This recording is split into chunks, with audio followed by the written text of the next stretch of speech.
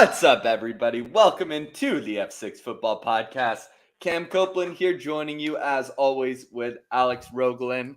And we are coming back 2 days after Christmas. We had some fun Christmas games, some Christmas Eve games. It's been just football galore. NFL is loving this extended schedule late in the year. And we hope everyone here did have a wonderful Christmas, got to spend time with your families. We know we took last week off to spend a little extra time with our families, as well as, Alex here. He came down with the flu.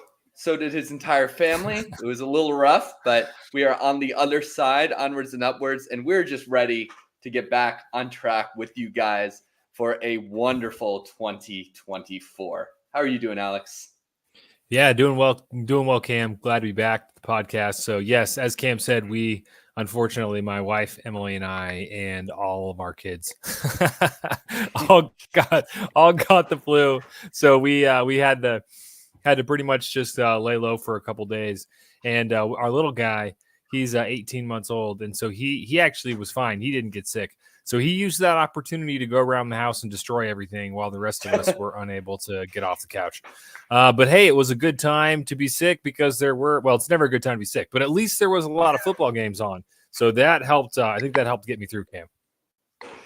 Well, yeah, glad football can help you get through that. Sorry the little one went around and destroyed everything. That sounds like a great deal of fun. How was your Christmas? We didn't get to see each other.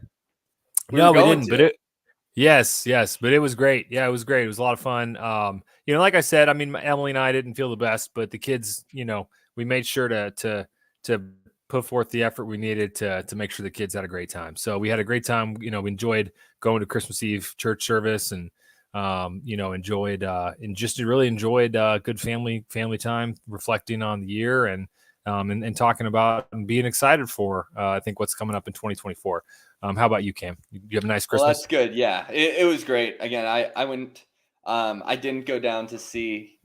Alex and I are family through, I guess, my dad's side. My stepsister's husband. That's Alex. Again, on my dad's side. So we didn't go see that side of the family this year. I went and spent Christmas with my fiance's family. So that was really nice. But as you said, we reflect on the year. Let's go back and reflect on these last couple of weeks of football, man. Let's get into it. And starting with our upset picks from a couple weeks ago.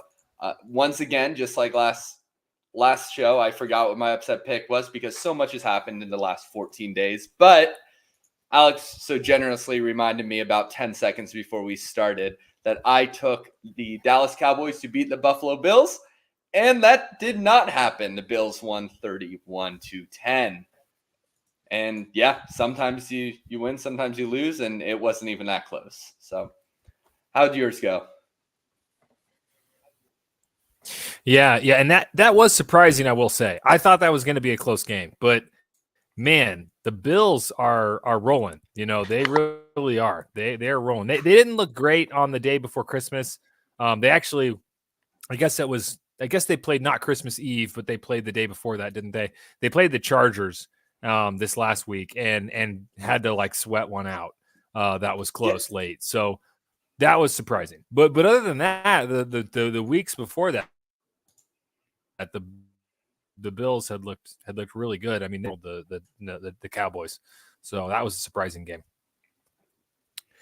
For me, I have yet another loss, unfortunately, which takes me to 3-10. I picked Denver over Detroit. So at the time I picked this, Denver had been playing pretty well and was actually kind of in the middle of fighting for a playoff spot. But they did not play so well and got beat by Detroit. And I don't think that game was even really as close as the score indicated.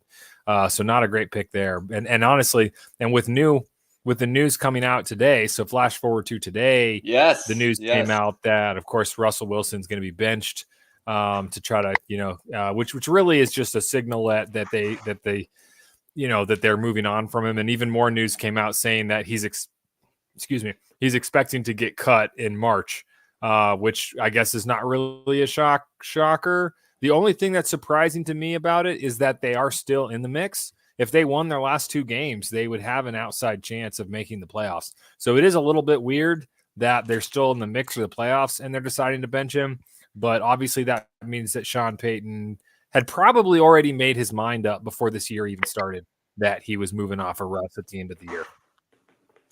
Well, didn't you see? The real reason is to provide an offensive spark, because that clearly happens when you bench your quarterback.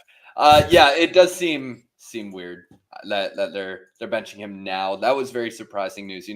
This morning I was getting the good old sleeper alert saying that Sam Howell was benched for Brissett. Got a couple of other notifications. All right, and then it said Wilson was benched. And I guess my first thought was Broncos are just gonna do their own thing. They're gonna be. I feel like they might end up being a middling team for a while. Hopefully, they can turn it around and become something better. But with Wilson, if he's expected to be cut, I don't know how far they're gonna tear this team down. I really don't. But I'm looking forward to the offseason to see what they do. The reports of QB expecting to be cut, geez, that's just very odd. Isn't that going to be a huge dead cap too? I mean, I haven't looked up the numbers Looking that up right now. Doesn't because of all that guaranteed money he got. Oh, geez. Yeah. Well, while you're looking that up, 85 million dead cap, and yeah, it counts negative 49 million to the cap in 2024 as well. So if he's cut, it would be, that doesn't even make sense for them to cut him. Then he could, if he's a post June first designation, it still is. Oh no, it's zero. So 35 million in dead if he's a post June designation. But yeah, it doesn't save them any money. Zero, just straight up. Yeah, so just gives them cap relief, right? Yeah, so if he doesn't really have much of a trade value, which I'd assume he doesn't, then it might just be better for them to keep him on the roster. I don't know what that would do to morale, but if they're going to be losing for a year or two, why not? It's easy to say that from the outside, but it's some very tough decisions are going to be made in that organization.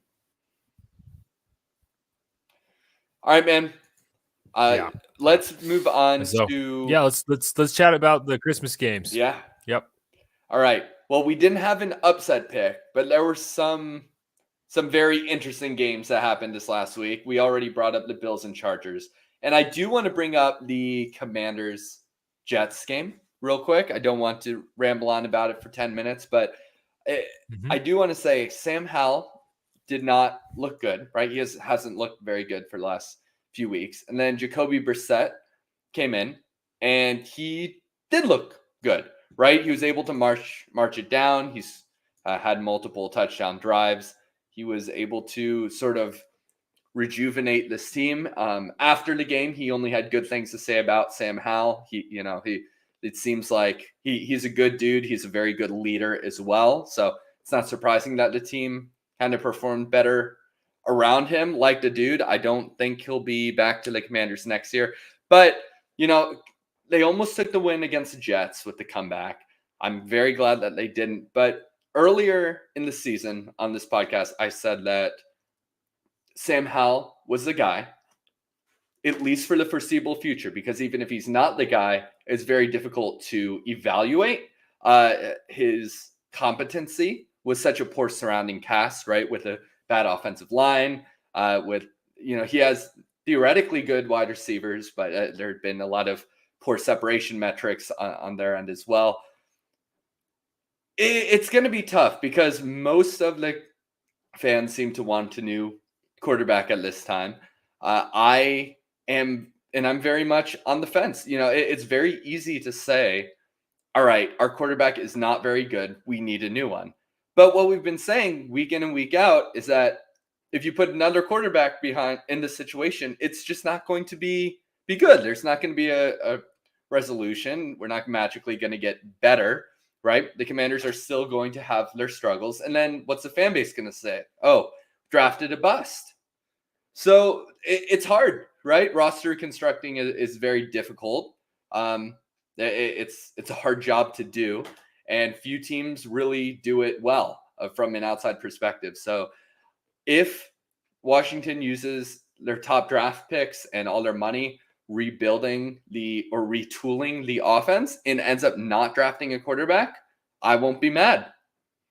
If they end up drafting a top quarterback, or I also won't be mad. So I thought it was very telling how Brissett outplayed Howell significantly, but I think there are a lot of decisions that could be made, and I'm just ready to get a new GM, new coaching staff in here, and just put my hands up and say, all right, make the decisions. Yeah, no, I think that makes sense, Cam. I think that with Sam Howell, I mean, it makes sense certainly to hang on to him, of course. And I think going into next year, though, maybe depending on what kind of moves they can make in the offseason, maybe you do like an open competition or something like that, right? So you don't start the season saying we're gonna start the season, Sam Howell's our guy, but maybe you, depending on who else you can get, kind of give an opportunity for a competition or something like that. But yeah, it would still be good to see a strong performance from the team at the end of the year. Even when you miss the playoffs, it's always, you still want to finish the year strong. So hopefully the Commanders can finish the year well. I am low-key hoping that they lose their last couple games, but show some flashes. Getting that top 3 draft pick would be oh so nice. But yeah, let's move on to the Chiefs game, because I know you want to talk about that. Or don't. Yeah. I don't want to spend another entire podcast with my rants and or frustrations as a Chiefs fan. I'll keep it brief. I know that oftentimes in this podcast we've talked about some of these losses, and I've said I'm not worried yet. I would say I'm worried now, and I think that I have sort of stood by that.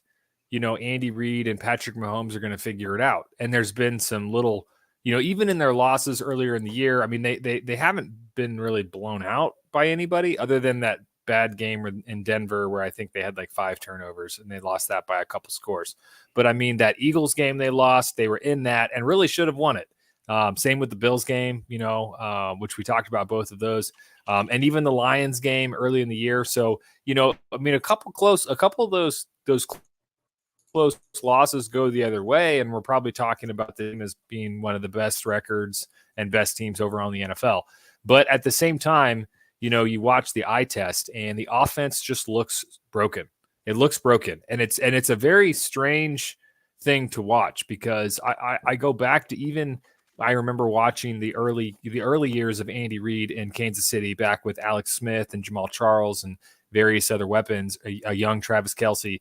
And even when those offenses weren't setting the world on fire, there was a certain, I don't know if it's just symmetry or just, I don't know, there's a certain sort of style, and they always looked smooth, right? Even if things didn't go well, they just looked like Andy Reid offenses when executed properly, just have a sort of smooth arc in them. I don't know. It's hard to explain, but anyway, this offense is not that at all. It looks very clunky. It looks very difficult. And it's like just even executing basic pass plays seem extremely difficult.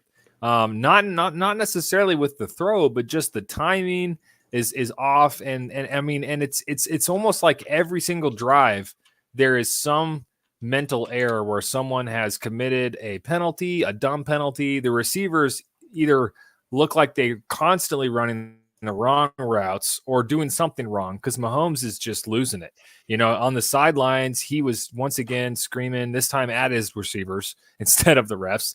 And then, I mean, you had Travis Kelce like chucking his helmet and like screaming and profanities and just losing it. And it's just very unusual for this team, especially when usually at this time of the year, they are like locked in. I mean, they are usually like late in the year.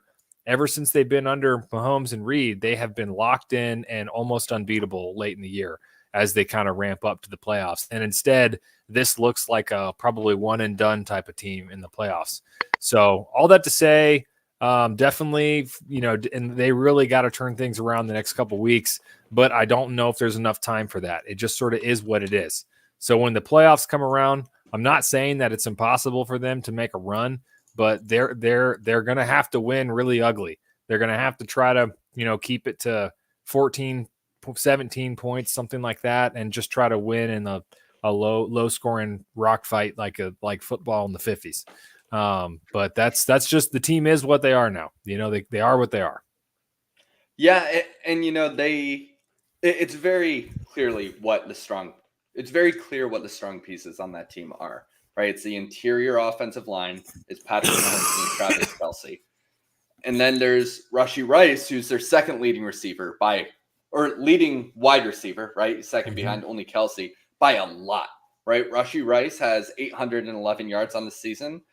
Their next up wide receiver is Justin Watson with 419, right? They really have no one besides Kelce and this second round rookie, right? Rashee Rice, to throw the ball to. And it shows. Now, there's a lot of talk about getting new offensive tackles, or at least one new offensive tackle this offseason, also allocating resources towards the wide receivers. And this is a very strong defense. So, I do like the outlook for future seasons, right? Because you have Patrick Mahomes, you have Andy Reid, you have cap space next year. You have $35 million. That's, I believe, 15th or projected $35 million via over the cap. It's not confirmed yet. And if you get one stud receiver or two competent receivers in there, that'll completely change the way this team operates. But I agree. With this season, I'm pretty scared for the outlook in terms of making a playoff run, but I do have full confidence in them coming back and probably winning the division again next year. Yeah. I agree with that. I think that's a great way to look at it. I think the disappointing part, just as a Chiefs fan, is I understand that you can't, the expectation, even if the expectation is Super Bowl or bust, Mahomes is in his prime. He's 28, I think, if I have to double check that, but I think he's 28. So, I mean, he's right in the middle of his prime. And to go through a season where, yes, you did give him an elite defense, but to go through a season with this sort of lackluster group of pass catchers in the middle and, really in his prime is it's really it's not a good strategy. You got to figure that out next year. You got to do whatever you got to do, and you got to figure it out. Kadarius Toney is clearly not the answer. We all told you that in the offseason, but obviously they didn't listen. All right, man. Any other games you want to touch on before going into this upcoming week? The only other one I want to mention was, man, I think I've been underestimating the Ravens. I know the Ravens, man, I know they're good, and I know we've talked about that, but my goodness, they just destroyed the Niners. And that was, and I know that there was a few, I think 2 or 3 of those interceptions that Purdy threw. I mean, a couple of them were off deflected passes, and so it's not like Purdy had his worst game. Some of that stuff wasn't really his fault necessarily, but the way that the Ravens I was impressed with the way that they handled the Niners in the trenches. I mean, that to me, I think was the most impressive part is this victory, even if it would have been a close game, I think that would have been impressive enough. But the way that the Ravens on both sides of the ball really just were almost the more physical, more aggressive team than the Niners. And that speaks volumes to me and puts beyond a shadow of a doubt that the Ravens are the best team in the NFL. And I don't think that it's really arguable right now. Because they just put the world on notice for sure. So very impressive win from the Ravens. And, I think they're going to be, if they don't end up in the Super Bowl this year, I think that would be a surprise to me at this point. Is Lamar Jackson going to win the MVP? My question to you. He might now. I was thinking that Purdy and Dak were probably both in front of him. And I know you and I talked about that. We talked about Dak as of 2 weeks ago, but Dak has had 2 pretty bad performances in a row, and Lamar is coming on strong. And I think he was probably number 3 at that point. So with how the Ravens just dominated the 49ers, that's going to speak volumes for the voters when it comes to head-to-head voting. So at this point, yeah, actually, I think he finishes the year strong, and I think he probably will win MVP. Yeah, I mean, that game was pretty wild with Purdy and the 4 interceptions. Now, I do know a lot of 49ers fans who are going a little too nuts, a little overreaction. Purdy's a guy. He's still a good quarterback. It's okay. Sometimes you lose football games. He's going to be fine. I think the 49ers still are. I mean, I think they're right up there with the Ravens in terms of being the best team in the NFL. I think this one just had a few bad decisions and a few balls that went the wrong way. And I think the Ravens very much deserve that win over the 49ers. I think the Ravens showed up to play, and the 49ers, not everyone necessarily did. But I think that any given week, the 49ers could also take it back from the Ravens. So I think this is a matchup we might end up just seeing again. And, no matter how poor a game Purdy has, you can always count on Christian McCaffrey to just light the world on fire. That guy is this team. Brock Purdy was in conversation, still is, probably not anymore, but for MVP. You have Brandon Ayuk as one of the best receivers in the NFL. And then Christian McCaffrey is just easily outperforming everyone. He should be in the conversation for MVP. It's just ridiculous what that guy is able to do as a running back.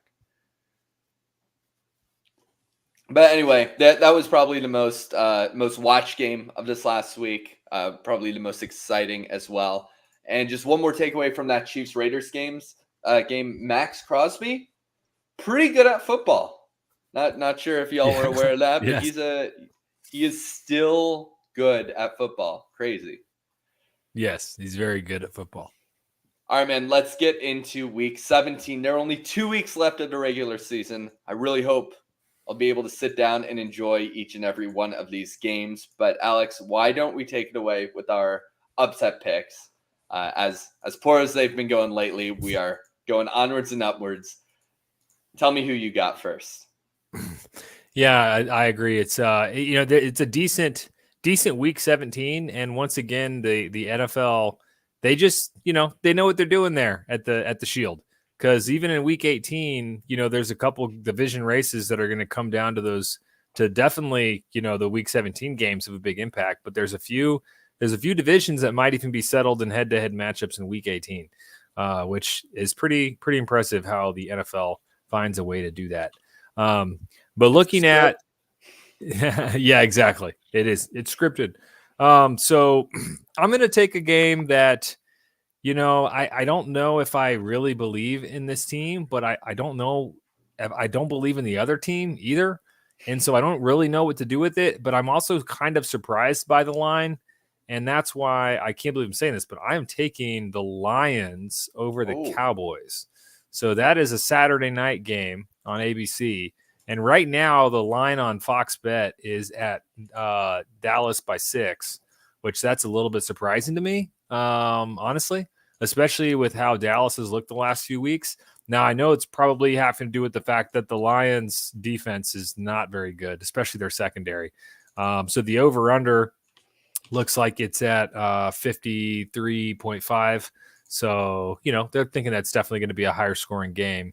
And I don't disagree with that. But I know it's a pretty big line, so Dallas by 6 kind of surprises me. But I think I'm still going to take the Lions, who I think are coming on strong. They already got the division wrapped up for the first time since Barry Sanders played, which is pretty amazing.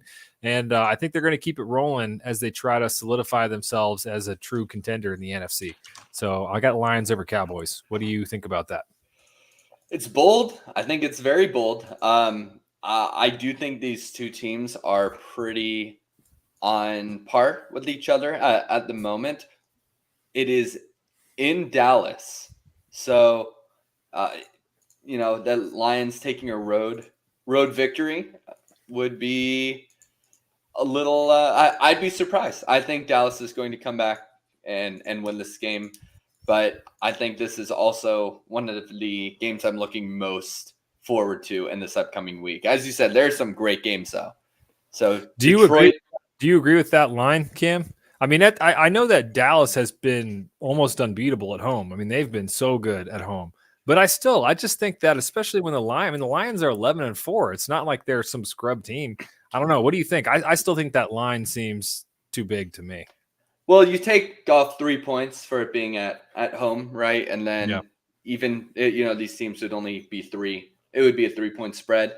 So I'm not surprised with it. I think 6 is pretty pretty accurate, but I wouldn't necessarily take the spread, right? I think these are both good teams. And yeah, I think it could go either way. But this is a Saturday night game. So that is technically a primetime game. So it will be fun to watch.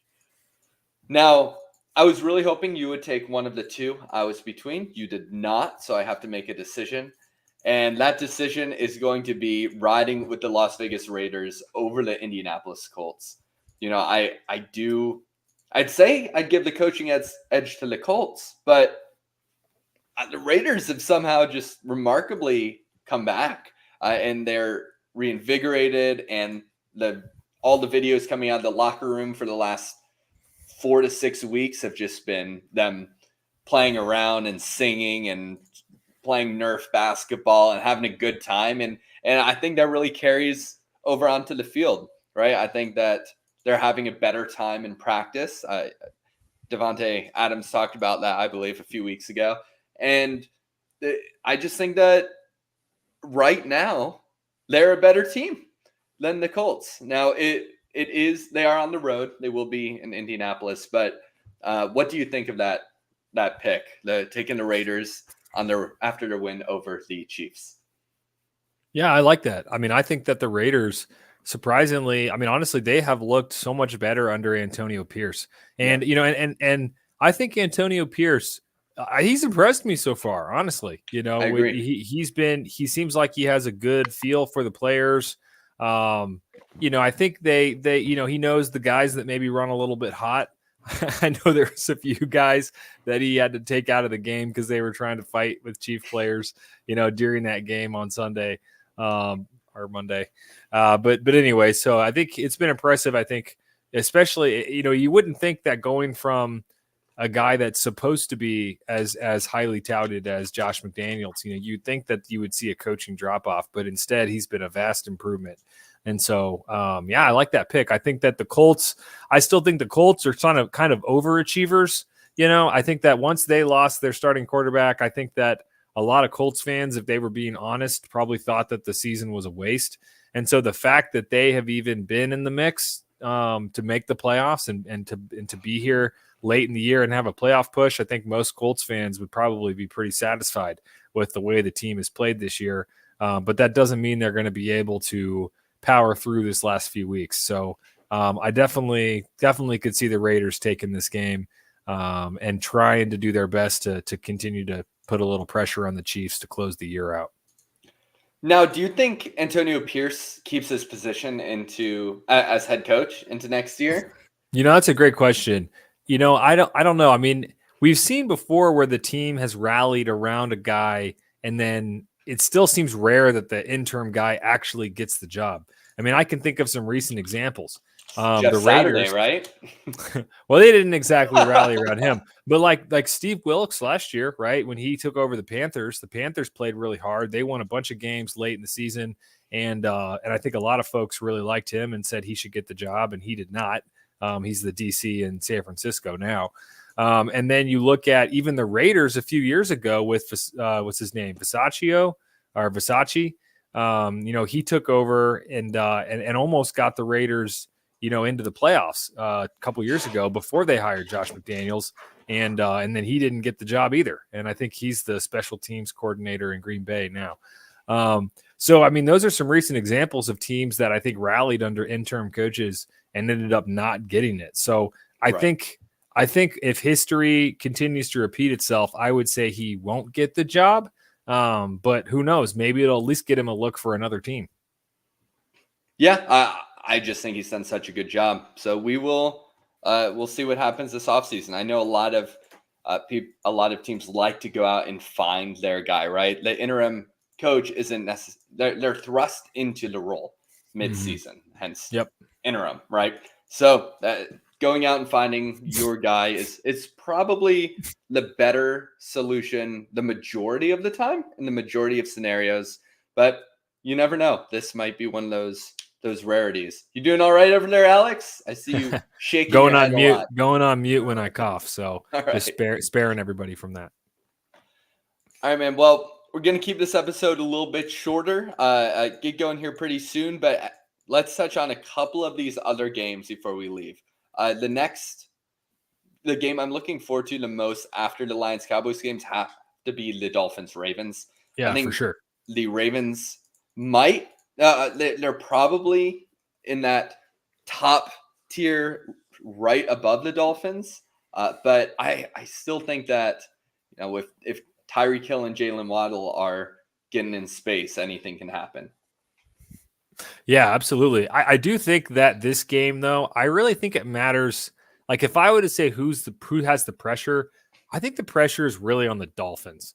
And the reason why is that when you look at the Dolphins season, they still don't have a signature win.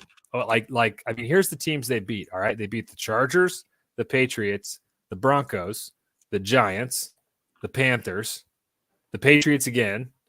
Then they beat the Raiders, the Jets, the Commanders, the Jets again, and then they did beat the Cowboys. All right. So I guess their signature win must be that Cowboy win, right? Yeah. But other than the Cowboys, I mean, Miami they have not played well when they've played against other playoff caliber teams. Lost to the Bills, lost to the Eagles, lost to the Chiefs, lost to the Titans. And that Titan game, of course, is one they blew late that they should have won.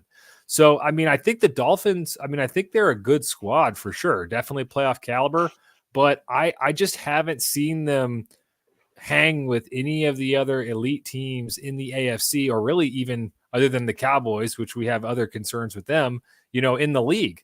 So I think the pressure is really on the Dolphins to prove that they're not paper tigers, that, they're not just flashy, and then can't really do it when it comes to the January and February football. So they got two big games. They got the Ravens this week. They got the Bills next week. And we've already talked about this Bills team being hot and playing some of the best football in the AFC. So I think the last 2 weeks are really going to show us, is this Dolphins team legit? Should they be considered contenders and one of the best teams in the AFC? Or are they just mostly flash and sizzle? And that's all we're going to get. And they're going to go quietly into the night. So big game for the Dolphins, and it should be an exciting one. Yeah, and the Dolphins, to make things a little worse for them, they are just absolutely banged up right now. I mean, there are questionable tags on almost all of their starting players. I mean, Tua Tagovailoa, Mostert, Achane, Tyreek Hill, Jalen Waddle, even their reserve wide receivers, right? Like Robbie Chosen, formerly Robbie Anderson. Their entire offensive line, Armstead, Eichenberg, Hunt, Jackson, these are all guys in starting roles with questionable tags, right? You have Connor Williams and Isaiah Wynn on the IR. You have Jalen Phillips on IR. Half their defense is also questionable. I mean, this team, if they win this week, they're almost certainly just benching everyone for the final week, right? And unless they're fighting for a bye. I'm not looking at the standings right now, but I guess if they beat the Ravens, then they'd be fighting for that bye, right? Because both teams would have 12 wins at the top. Yeah, Dolphins have to have this if they want. If they want the bye, Dolphins have to have it. Maybe if they lose, if they lose and the Bills also lose, maybe they just sit all their players against the Bills that following week, right? If they lose and the Bills lose, they have the division. So, this team just needs to get ready for a playoff run, because right now they are teetering on the edge of not having enough starting players to field. No, that's a good point, Cam. And I know we talked about the Week 18 matchups. I mean, if the other reason that it's a big deal for the Dolphins is, let's say that they lose this game and the Bills win, then that division will be settled in Week 18, because the Bills then, will be at 10-6 and the Dolphins would be at 11-5. And so then if the Bills beat the Dolphins in Week 18, the Bills would somehow come back from the dead and steal the division right from the Dolphins. So I definitely think in that regards, it's a big week too. If you're the Dolphins, you gotta come in. If you can get this win, you seal the division, you give your chance a shot at that 1 seed, and hopefully get some rest for a banged up team. So, this is a desperate time for the Dolphins to pull out a W. Yeah, definitely. Any other games you're looking forward to this week? Got a dumpster fire? Another, yeah, actually, well, what I was surprising game that I think will be, could be close, and I think will actually be pretty important is actually the Saints and Buccaneers. Even though the NFC South has not been setting the world on fire, I know the Buccaneers have been playing some good football the last couple weeks, and so that game is going to be a huge game to determine who ends up winning that division. Buccaneers at 8-7, Saints at 7-8. So, I mean, the Bucs win this game, they might even clinch the division, I think, with a win. And with the loss, though, then they're going to be tied up going into Week 18, which that ends up being, let's see, Falcons and Saints play in Week 18, and then the Bucs play the Panthers. So, if the Bucs can win this week, you got to think they probably have an easy win in 18, and that could put them at 10-7, and ready for the playoffs. But if somehow the Saints pull this game out in Week 17, then that's going to set up a big showdown, I think, with the Falcons next week, who will be in play for the winner of that division. So that one's going to come down to the wire. Falcons have a chance. they do, and they got the Bears this week, so they definitely should pull that game out. Yeah, I mean, losing to Carolina was huge, right? That pretty much that was bad. It was just It's just bad. Yep. My Chiefs have the Bengals this week. This is a game that I had circled the beginning of the year, and you and I had talked about it. It is a New Year's Eve game, of course, and like most of these are. And, it was really looking like it was going to be just one of the games of the year this late in the season. But obviously not how either fan base expected. Bengals sitting at 8-7. Really not a good performance against the Steelers. I think they looked very vulnerable and just did not look like their usual playoff caliber team. And of course, we already touched on the Chiefs' very poor performance against the Raiders. So I think both teams are pretty desperate, honestly, to win this game. So right now, Kansas City's favored by 7. They are at home. So I do expect them to figure out a way to get it done. But it might be ugly. It might be one of those ugly, low-scoring games. Yeah, I agree. Definitely not the same type of game we were talking about 3 months ago. Mm-hmm. And now the Commanders are playing the 49ers. Not much to say about that. It should be one-sided. Hopefully it's one-sided. I will be rooting for the Cardinals and the Patriots a lot in these next couple of weeks. Patriots currently Washington has a pick ahead of the Patriots due to strength of schedule, but the strength of schedule difference is like 0.002 or something ridiculously close like that. So definitely want the Patriots to win, and if Washington can clinch a top 2 pick, that would be phenomenal. So I'll be also Cardinals against Eagles, always fun to root against the division rivals, right?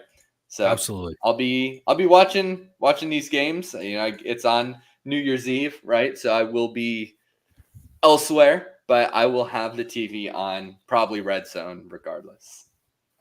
Yes, and see, some of these games are in earlier in the night. So for those of you that are going to have a really good time on New Year's Eve, don't worry. You will be able to watch most of these games.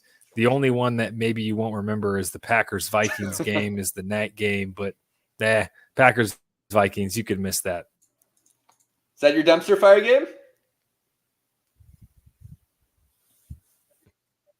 Are you still with us, Alex? Dumpster. Thanks for reminding me, Cam. I am. No, actually, I think I'll take the Chargers and Broncos just because now that we talked about the Russell Wilson thing, who knows what's going on with the Broncos in that game. It sounds like they might actively be trying to not win. And then the Chargers are kind of in the same boat at this point. Like they're 5-10. It doesn't benefit them at all to win. I know the guys are going to be trying to win, but because they're obviously fighting for positions. The coaches want to win. Understand that. But in the grand scheme of things, it doesn't really help them to win that game. So I don't know. I don't think either team's going to be, really desperate to put on a best performance. So that's my dumpster fire. Chargers, Broncos. Yeah, Easton Stick against Jared Stidham. Yeah. Matchup of the century. That's right. All right, guys. Well, thanks for joining us this week. We are glad to be back with you. We're really going to hit things hard in the new year. Really looking forward to our off-season schedule as well. And we'll definitely stay with you guys throughout the playoffs, have a few little fun games, maybe some competitions, a couple brackets here and there. You never know what's going to happen on this podcast, and neither do we. So we are going to be joining you back next week. Have a great new year. Stay safe, and Merry Christmas, y'all. Have fun watching football this weekend. Peace.